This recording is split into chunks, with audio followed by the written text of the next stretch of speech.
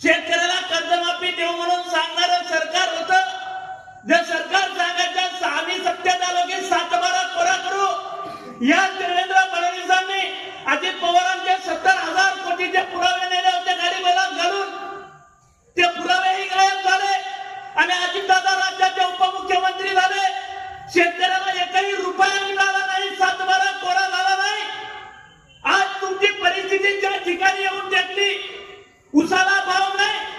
राजू शेट्टी साहेब तर तिकडे 3,500चा भाव घेतात. मला तुम्हाला विचारायचंय, इथं 2300 रुपयाचा भाव का मिळतो? अरे आपण बोलायला तयार नाही, आपण मागायला तयार नाहीये. आपण जोपर्यंत मागणार नाहीये, जोपर्यंत बोलणार नाहीये, तोपर्यंत मिळणार नाही. लक्षात ठेवा. छत्रपती शिवाजी महाराजांनी सांगितलं होतं, साध्या गवताच्या काडीला सुद्धा हात लागू देणार नाही. आणि आताचे राज्यकर्ते असे आहेत, पुरा ऊस तुमचा फुकटण्याला तरी गोर नाही. ही परिस्थिती तुम्हाला आम्हाला बदलावं लागतं.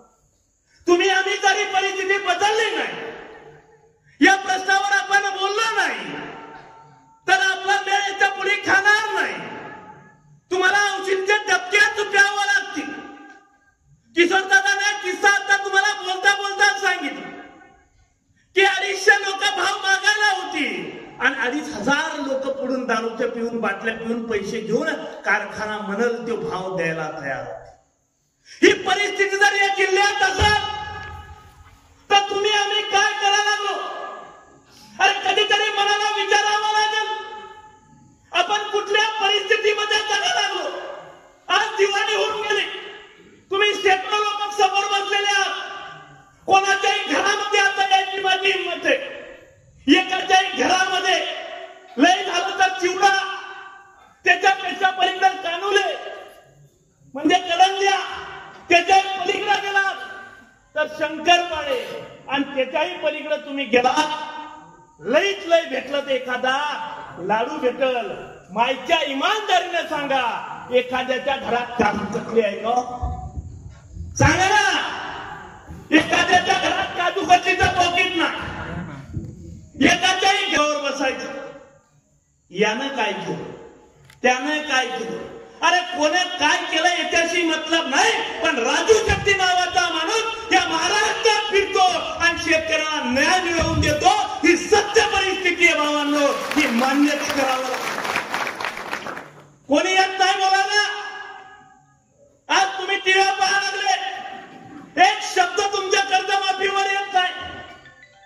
ऊस परिषद घेतली, तेवढाच ऊसाचा भाव तुम्हाला कोल्हापूर जिल्ह्यातून दिसला. बाकी एकही नेता ऊसावर बोलायला तयार नाही, एकही नेता सोयाबीनवर बोलायला तयार नाही, कापसावर बोलायला तयार नाही, आणि कर्जमाफीवर तर लगेच नाही. तुमची आज परिस्थिती घराघरातली आम्हाला माहिती आहे. कितीतरी लोकांना मायला सांगितलं असेल की या दिवाळीला मला सोयाबीन चांगलं होऊ दे, तुला मी तुझी एकदानी गहू पोत परत करतो.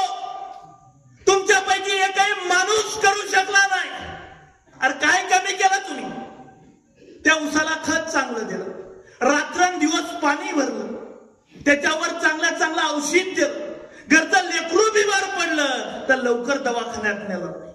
बाप बिमार पडला, 8 दिवसाचं औषध डॉक्टरनं सांगितलं तर मेडिकलून 4 दिवसाचं तुम्ही लोकांनी घेतलंय. परंतु चांगल्यात चांगलं खत त्या उसाला घातलंय, चांगल्यात चांगली फवारणी त्या सोयाबीन आणि कापसावर केली. पण तरी सुद्धा तुम्हाला आम्हाला भाव भेटायला तयार नाही. मायच्या इमानदारीने सांगा, ही सत्य परिस्थिती आहे का नाही? मुंडके हलवू नका. हो म्हणा, नाही तर नाही म्हणा. तो बुवा इथून 600 किलोमीटरहून आला, त्या बॉले कळालं पाहिजे तुम्ही जागी आहात का कशी. तुम्ही याचे व्हेंटिलेटरवर लागल्यावर पाहू नका, नुसते टुकू टुकू टुकू टुकू.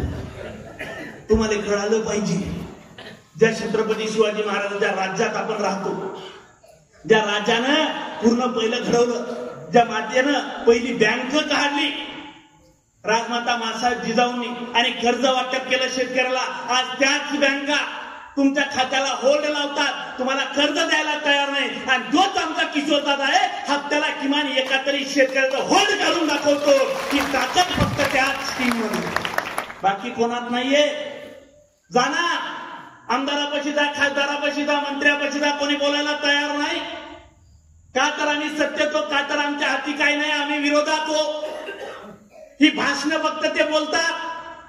आणि तुमच्या आज परिस्थिती मला तुम्हाला विचारायचंय, आज बाकीचं सोडा हो, पण आज मला तुम्हाला विचारायचंय, तुमच्या या उसाच्या भावासाठी मैदानात येणारा या जिल्ह्यातला एकमेव संघटन आहे जी स्वाभिमानी शेतकरी संघटना तुमच्या बाजूला लढायची ताकद ठेवा लागली.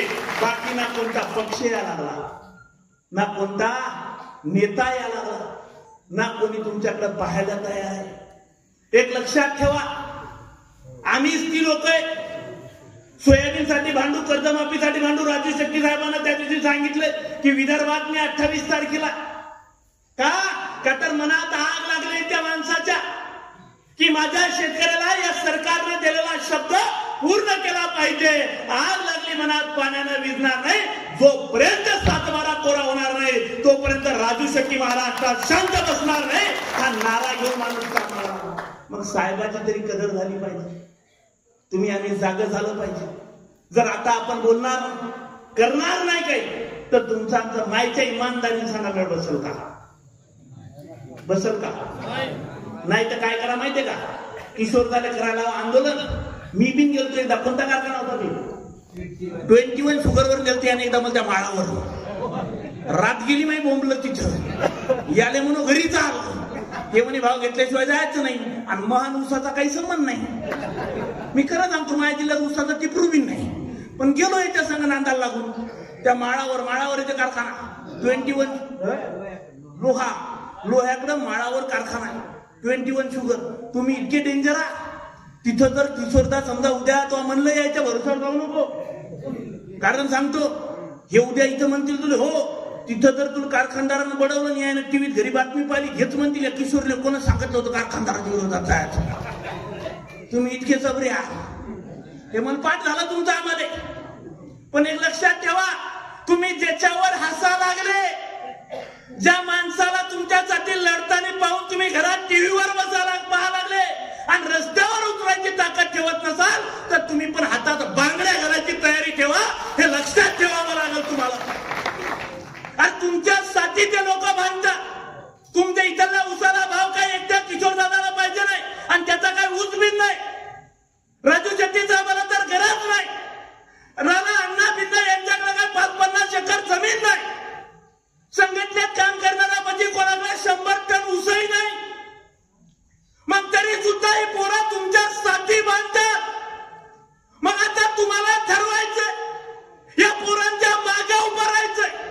राजू शेट्टी साहेब ठरवतो जो भाव मिळवायचा का घरात बसून टीव्ही पाहायची, हे तुमचं तुम्हाला ठरवायचंय.